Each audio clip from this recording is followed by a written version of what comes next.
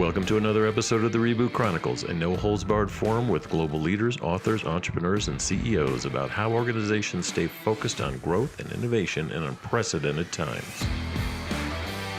I'm your host, Dean Tobias, coming to you live from Reviv's North American headquarters in Chicago, and we would like to thank you for joining us from around the globe today.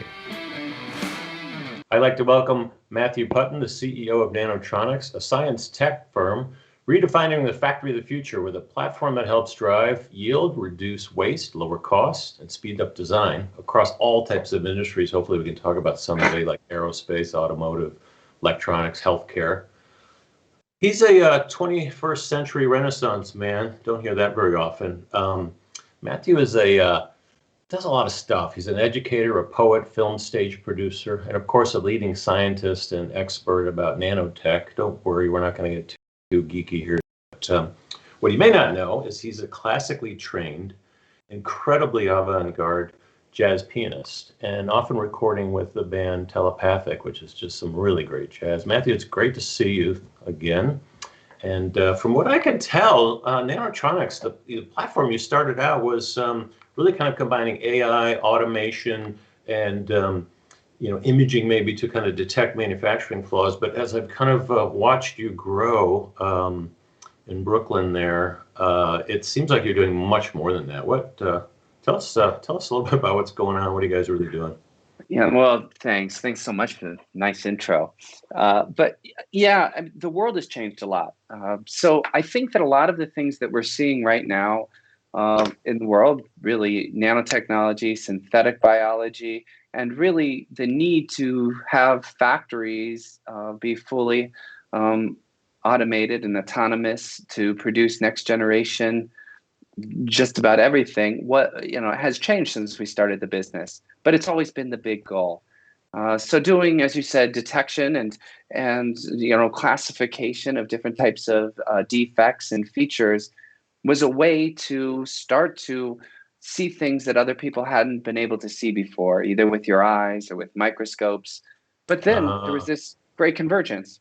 Didn't you guys develop the world's most advanced microscope in the world? Maybe not the biggest, but the most. What is what we did was take something that was actually fairly common and put computation behind it to make it be able to do more than any light microscope had ever been able to do before. That is, see smaller things than light is usually capable of. And then once we were able to incorporate it with artificial intelligence, then you have something that was a fairly basic microscope being the most powerful. So it was within the reach of corporations and labs in ways that any other type of system was not. So you basically brought AI to an old business model too. We'll talk about that in a second. Just sure. How I don't know. I just think manufacturing in many countries is still in the 20th century, maybe the 19th. Who knows? Oh, I think I've seen some pretty old factories. Yeah, I think most factories are. Even the ones that look incredibly high tech run not too dissimilarly from the way Henry Ford would run a production line. Whether you're in a clean room of a semiconductor factory or you're in a tire factory. So changing that has been this sort of arc in my career over the last 30 years.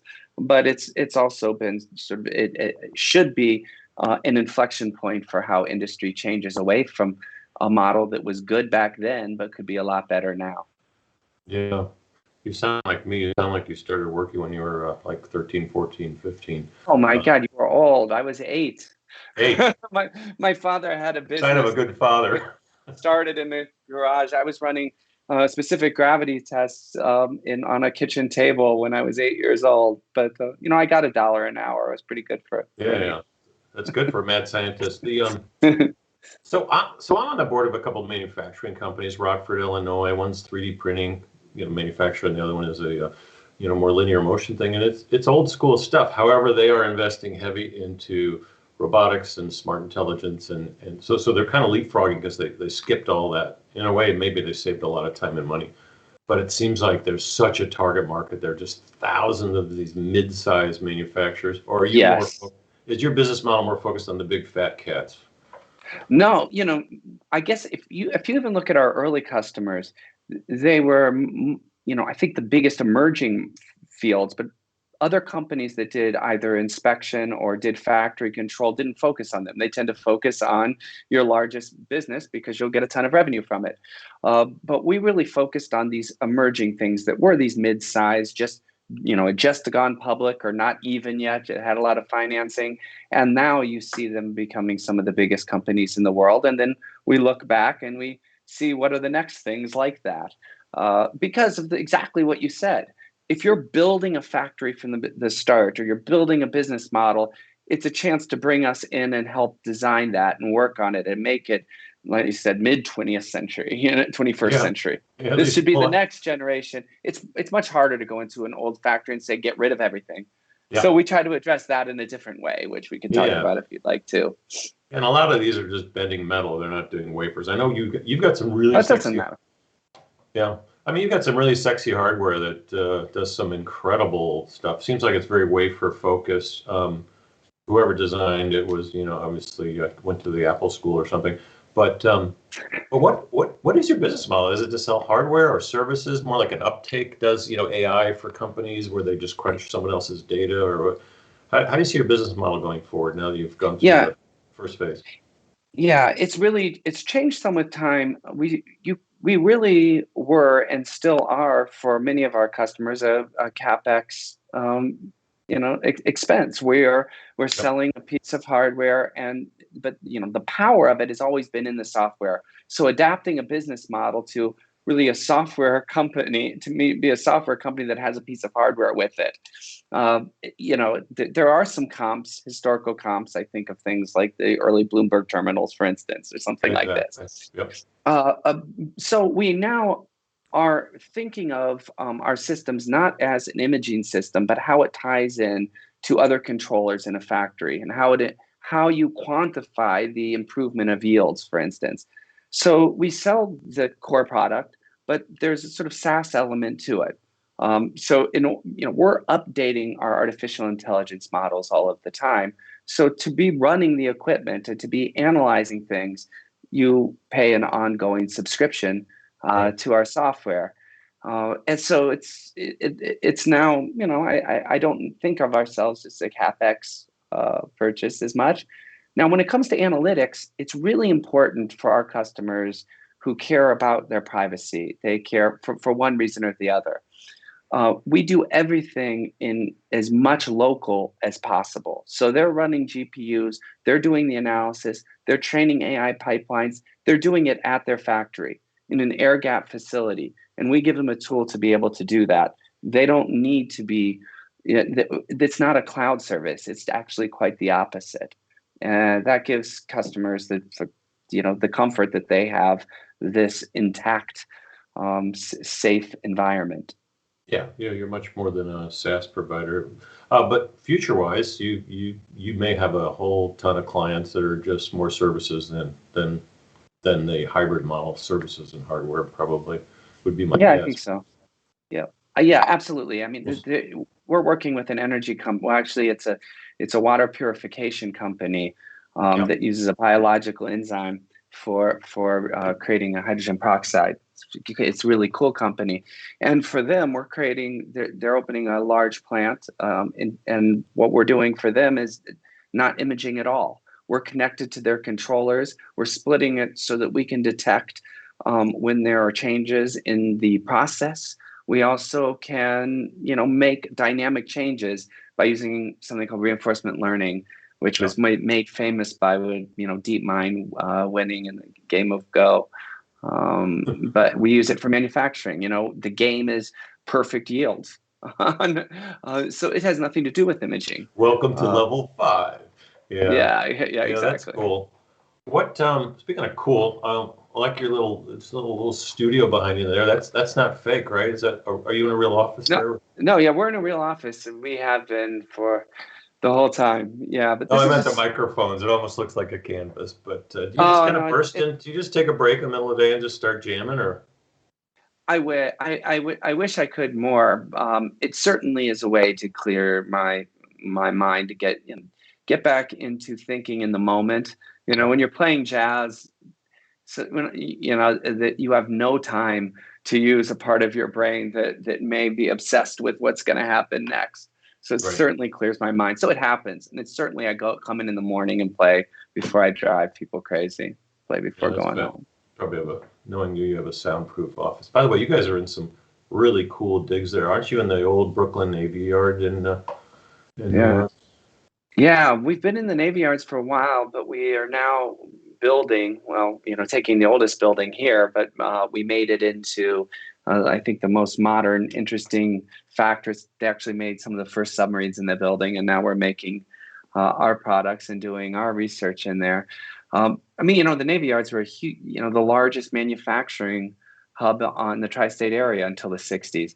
And, almost one of the top ones on the planet back in the first part of the 20th century. Yeah, everybody you meet in Brooklyn has parents or grandparents that had worked around here. And, we hope to bring back that ecosystem a bit. It's an exciting place to be. I like that. I like you there better than Amazon, but let's not go there. So you've kind of taken that from like wooden ships to silicon ships, it seems like, from a transformation. No, that's an interesting way to say it. Yeah. Good, you can put that above your door, maybe. The good segue into why is manufacturing so stuck in the past? Having been on a couple boards, the CapEx is a problem. Spending money to upgrade when, I know 3 or 4 companies in the Midwest that they know how to bend metal or refine it, or they're part of a process in a supply chain. That's all they do. Family-run companies. 100 million, not that big. Hundreds of them, like we talked about before. But so there's that category. But you see it in a lot of the big ones too. They're still using 20th century tech. Yeah, the thing that, or maybe no tech.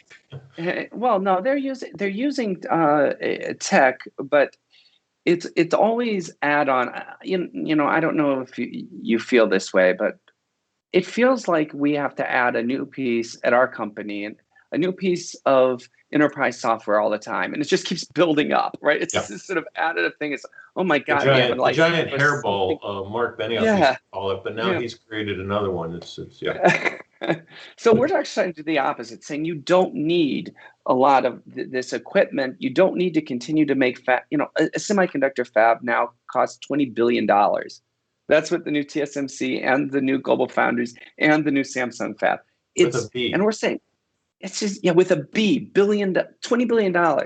Wow. And I want to challenge this idea that fabs should be able to be built for, a couple $1 million.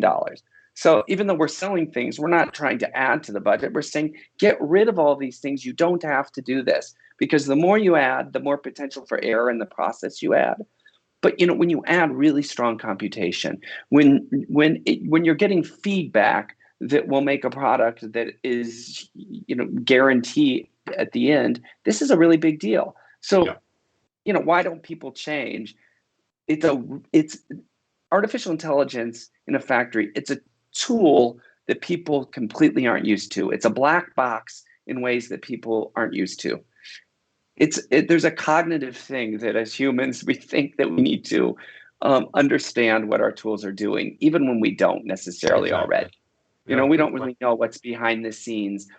But now we have the greatest tool ever through things like reinforcement learning that I mentioned earlier, and getting, the trust and acceptance to say we can actually build a fab for $5 million is somehow harder than saying we're going to raise the price of a fab and just buy a lot of things. So there's a real mental change that needs to happen. So you guys kind of ushering in like the democratization of manufacturing to smaller. So that means smaller companies could run fabs that usually would be like, whoa, that's way out of my league. I can't even build the clean room. The clean room alone would be $5 million right now. Yeah. I when we first started the company, but I said that this, and it still kind of works, that I said, I won't, I don't think the next great social network should start in a dorm. It should be a factory. Exactly. The dream of nanotechnology is a factory to be something like a 3D printer, but be molecularly precise. So it's like a replicator in Star Trek, right? If anybody's familiar with that. That's the goal. That's the tiny factory. I have one here. Oh yeah. Oh good. Yeah. But no, that's that. So if you have that as the goal, and the end goal. I'm going to have a nano factory. It's going to be molecularly precise 3D printer. And you move down from there, factory, you at least want to have a factory right now that is, 70,000 square feet instead of, millions. And so that's the goal. And so it can be it should be big companies. We see struggles right now. If you look in the news, it's very large companies that are struggling with supply chains. They're struggling with lack of rare earth materials right now is a big deal for American companies. There's a lot going on that being able to be both decentralized, distributed, and small will take care of for big or small companies. Yeah, we're seeing that across all types of industries. I have this program called Dancing with Startups where we help some of the largest planets, the largest companies on the planet kind of partner with startups and not just buy them, but actually to, as we would say, co-create with them. And we're seeing it in every industry, even Raviv's industry, which is health, beauty, and wellness. There is a bunch of indie brands just coming out of the woodwork getting funded. And for some reason, the large, big brand manufacturers are having a hard time figuring out how do you do clean, how do you do green, how do you do all these, non-toxic products that people want. It's a problem because they're set up for scale. I assume it's a manufacturing process, really. It's very hard for them to downscale it. So they've been buying all types of brands, whether it's a razor blade company or a beauty product or some goop. And interesting. Across all industries, and I don't see that trend going away. I mean, you in itself are one of the Dancing with Startups partners. They're coming to you because you've got, cutting edge stuff, obviously brilliant people, a good hardware software solution, but it's just a different approach to say, whoa, why do you keep doing what you're doing? Of course, these vendors want to keep selling you hardware from Germany and software from Silicon Valley. Let us help you. So there's a thing we do that. I mean, we make some things, we make our own robotics, we put together our own optics. And even so, we don't work at the scale that our customers do. We're selling, this CapEx equipment. Whereas if you go to a semiconductor company or a genomic sequencing company or a pharma company, that they have much larger scale, but we at least get to build something and have a little blueprint of how that works. To build something this way, we have our AI researchers looking down over the factory floor so that their models can be applied, so AI can be applied to the things we make. We tell customers, look, it can be done. We're taking the risk to do it too, and I want to continue to do that, to make things, to prove to ourselves, not just our customers, that it can be done, so that they're not taking all the risk first. We should be. Yeah, it's a good model. Let's kind of dig into the health and wellness category. Some of the applications you see. We had Naveen Jain on a while ago. He's a friend. Good. Yeah. So personalized medicine, or what a lot of people are just trying to do is avoid death. Maybe a better way to say it. Sounds like a good idea. Exactly. So there's extreme versions of it, and there's ones that are just more. But the whole personalization of health, beauty, wellness, whatever, all those categories. But how do you see yourself playing in that category? I know, I guess health care itself is one of your big segments coming up. Well, we can think of this in two different ways. There's been a revolution that should have started many years ago and did start in research labs and even in companies, but due to either regulation or stagnation in the way that people view things, it didn't make its way to mass scale. And a good example are mRNA vaccines that we're all reliant on, and it's the fastest thing going on right now. And using a lipid nanoparticle with RNA that could be programmed. The RNA can be programmed for anything. This is an example of if there's a variant, for instance, in COVID, it's really just a quick booster and a change to the RNA. You can imagine that same thing moving towards being able to do this yourself. Right. And that's where, so that's the really big dream. And then if you're taking your own genome, because we also work on genomic sequencing, and with the largest companies in genomic sequencing, if you could do your own sequences for nearly free, you can look at the pathogen you have, you can adjust the RNA, you actually have personalized medicine. And it seemed crazy even a year ago that we'd be able to get there quickly. And now I think it's possible. So that's one area we work with those companies across that line. But then we have healthcare of how can people be comfortable in their homes and not, a big problem we've seen lately is how do you go to the hospital that's overcrowded, or that you feel you may it may be more dangerous to be in a hospital than to be sick at home. So we have this AI manufacturing ability, so we can make really whatever we want. So my father invented a breathing device that's non-invasive, non-harmful, not that we built, that he built in his house in Florida, and then we put into our manufacturing process, and had FDA EUA approval in 90 days, and are selling these. Seems like nothing like our business, but our business is building things, and we had a procedure to scale this very quickly, and that's being sold around the world. The idea of that is keep the very small, very inexpensive breathing device in your home. If you need it, great. There's a lot of research behind it, helps with people with breathing disorders, or if you get sick and can't breathe. So it's a different part of you're at home, you have comfort, you have something for yourself. There are little examples of that in life. This is a new one, I think, and maybe we'll do others like that. Yeah, it or sounds encourage like others to. Sounds like a niche between COPD and like extreme lung disease, where it's like, hey, you could self-treat. But or asthma. I mean, it's not. It's asthma. A bit better. Yep.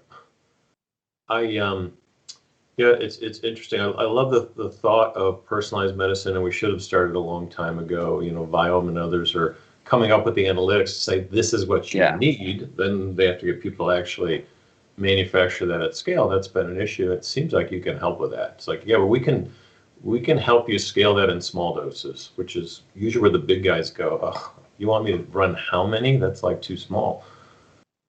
So, yeah, I mean, we're lucky right now that there are companies that have been successful during this time, like Moderna, who have more of a small startup mentality, that are now having to produce at scale. And, this is I think that they're happy to jump back and forth. I don't want to speak for them, but there are the companies that are not, even in the big companies, the divisions that have been doing this, even the big companies that are having divisions that are working in the synthetic biospace now are certainly will think of doing either small batches or large batches.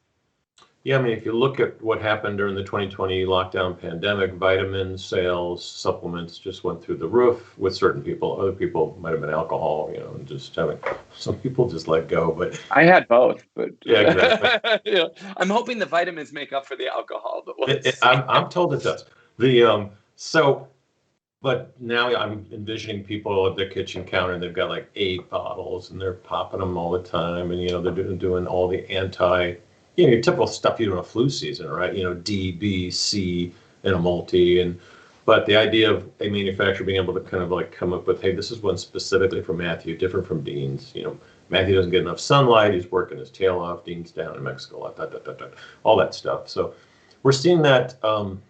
Just booming across the board. Revive has this health, beauty, and wellness index about what people are searching for.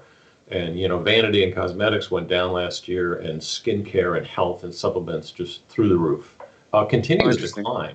It's not so I don't see it going away. I mean, a lot of things changed in the e-commerce world. It really ignited things, and unfortunately, it helped out a lot of the big players more than the small ones, like Walmart, Target, Walgreens, CVS, those. But that's temporary, I think. But so I think the timing is great, and with technology, able to kind of help people manufacture this, it seems like it's a kind of a perfect storm. Yeah, it really does. I mean, and it wasn't before, right? It was a fantasy. It was a sort of waiting. What is going to happen? What a horrible thing that it was like all hat no paddle. They couldn't necessarily they couldn't execute on it. Right. I mean, I'm kind of obsessing on small batch stuff, but it could be any example that you've thrown out here. You mentioned your dad. What's it like working with your dad, or a dad? For listeners out there, some people are in family businesses, but most of them aren't. How's that go? How's that work? I mean, family businesses. I remember when we were raising venture money. Yeah. people would tell me, don't mention that you're a family business. I said, I, this is really interesting that family businesses were, for a couple thousand years, that's how things are made, right? It's like, but exactly. it became, They when I, became non-cool in the conglomerate phase, but they're coming back. I'm sorry, what's really they never funny. went anywhere, but the appeal is coming back. Yeah, I mean, what I find really funny though is that I hardly know any startup or growth stage companies that had co-founders that didn't somehow have a problem, and people fighting over these things with the different co-founders. And my father and I, not that my father and I don't fight, but my God, we've worked together. I worked Yeah, in his company, yeah, and then I brought him into this. It's been a real journey to do sort of similar things over the years, and he's a great inventor, clever guy. I love it. I mean, I really do. We've figured out what each of us are good at and not as good at, and what we like and don't like. yeah. So no, it's been wonderful. Very rare. It's a great story. How do you guys play in the big boy space? So I do a lot of advising for the NSF, which funds projects. Let's just take quantum and nanotechnology as one crazy category. I don't always understand what they're talking about in the meetings, but I do know how to help them scale because that's what I focus on. But all the big companies are there helping us. IBM, Microsoft with Azure AI, and I mean everybody. Amazon, anybody that's got good stuff. Google's always at the table. How do you kind of play in that world? Because it seems like some of their stuff is competitive with you. Some of them even make hardware. Most of them don't, though. Yeah, I mean, I rarely see. I mean, maybe we're competitive for NSF dollars or something, but I don't. Maybe I should be working more to get that money, but it hasn't been a real key part of what we have done. But I've been involved with industry coalitions. So I was founding member of the quantum coalition. I did a congressional testimony. Actually, I know that, and boy, when they ask me to do that, they want to keep it at a very simple level, I think, when it comes to quantum computing. But yeah, so I've been involved with that. Hard. I'm involved with the nanotech initiative. So I do. Normally, when I do any type of lobbying or stuff like this, or speaking to Congress, it's much more educational to try to bring up an industry that we can serve more than sort of directly competing for those dollars for us. But I think it's important, certainly, not just, we talked a bit about educating industries to say there is a new way of doing it, but it applies for government, maybe even more so. Yeah. Do you see some, so it seems like some of them might be partners. I know all the software guys are potential partners and channel guys, but yes, some of the big guys, who knows? Sometimes you're no, I mean, we want to partner. We partner with NVIDIA on things. We partner with, I rarely think about competitors. I generally think about who can be a partner. How about innovation? You seem like a good innovation outlet for a lot of these. I call them BFSs, the big fat slow guys. I'm talking about your customers. The Fortune 100s. I don't call them that. They're our customers. Come on. The BFSs. It's just more of a Kellogg term because then we help them figure out how to be more nimble and agile and work with people like you. But it's more about innovation.